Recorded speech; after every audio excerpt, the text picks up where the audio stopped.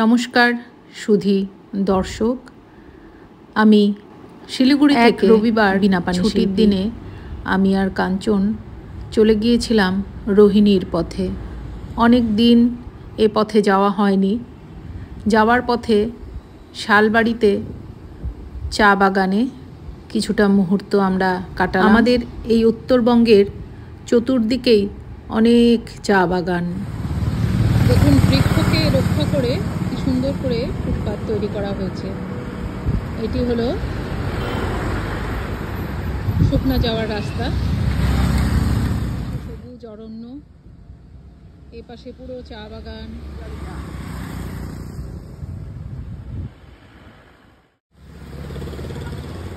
পুরো বিজি রাস্তা, শুকনা যাওয়ার রাস্তা। এই আমাদের ছোট্ট বাহন, আর এদিকে হচ্ছে শালবাড়ি। এই জায়গায় দাঁড়িয়ে আমরা কিছু ছবি ভিডিও তুললাম। চারিদিকে শুধুই সবুজের সমারোহ। শিলিগুড়ি থেকে কাছে কার্শিয়াং যাওয়ার পথে ছোট্ট জনপদ রোহিণী। হর হামেশাই শিলিগুড়ি আমাদের মতো অনেকেই স্কুটার বাইকেও পৌঁছে যান এই অঞ্চলে। এমনিতেই পাহাড়ের পথে সমস্ত জায়গাই অপূর্ব সুন্দর। একদিকে খাদ, একদিকে খাড়া পাহাড়ের ঢাল, আর পাহাড়ের ঢালে চায়ের বাগান। কি অপূর্ব সুন্দর একটা ফুল ফুটে আছে জঙ্গলে, কি সুন্দর। আমি একটু ভিডিও তুলে ওদের স্মৃতি ধরে রাখলাম। অপূর্ব সৌন্দর্যে সমৃদ্ধ রোহিণী এই এলাকার অন্যতম জনপ্রিয় পর্যটন আকর্ষণ।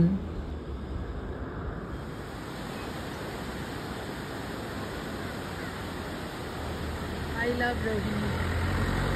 দুধ সাদা জল নেমে আসছে, অনেকে স্নান করছে। কি অপূর্ব দৃশ্য। প্রতি বছর বর্ষাতে এই ঝর্ণাগুলো যেন জেগে ওঠে এবং অফুরন্ত জলরাশি এইভাবে কলকল ছলছল করে এগিয়ে চলে। ভীষণ ভালো লাগে। রোহিণী ঝর্ণা হলো ভারতের পশ্চিমবঙ্গ রাজ্যের দার্জিলিংয়ের রোহিণীর রত্নাভাং এলাকায় অবস্থিত একটি জনপ্রিয় জলপ্রপাত। এটি শিলিগুড়ি থেকে দার্জিলিং যাওয়ার পথে রাস্তার কাছাকাছি অবস্থিত এবং পর্যটকদের কাছে খুবই জনপ্রিয় একটি গন্তব্য। এই ঝর্ণাটি চারপাশে সুন্দর প্রকৃতি ও পাহাড়ের মাঝে অবস্থিত, যা অনেক পর্যটক রোহিণী মন্দিরের কাছে এসে পৌঁছেছি। মন্দিরের দিকে যাত্রা জলে ভরে গেছে। আমাদের মতো আরও অনেক পর্যটক এসেছেন।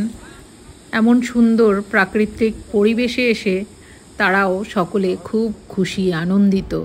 এই অঞ্চলে চারিদিকে অনেক বড় বড় বটবৃক্ষ আছে, তাদের ঝুড়ি চারদিকে ছেয়ে আছে।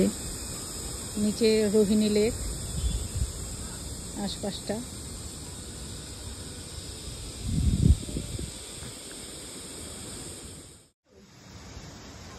পাহাড়ের উপরে পর্যটকদের জন্য বিশ্রামের জন্য বসার ব্যবস্থা আছে। আমরা সেখানেই বসেছি। চারিদিকে শুধু পাহাড়, নিচে বসতি।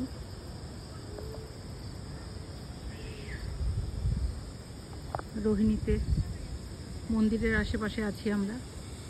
এখানে একটা সুন্দর বসার জায়গা আছে। এই জায়গাটিকে বলা হয় রোহিণী পার্ক।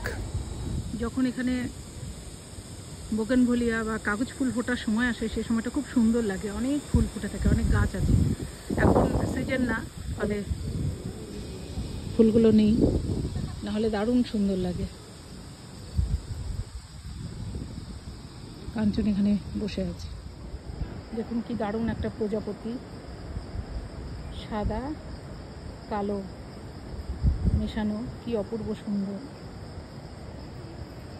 প্রজাপতি প্রজাপতি কোথায় পেলে ভাই এমন রঙিন পাখা। এমন সুন্দর পরিবেশে সত্যি মন একরাশ ভালো লাগায় ভরে যায়। আজ এই পর্যন্তই বন্ধুরা। আপনারা সকলে খুব ভালো থাকুন, সুস্থ থাকুন এবং অবশ্যই বিনা পানি শিল্পীর সঙ্গে থাকুন।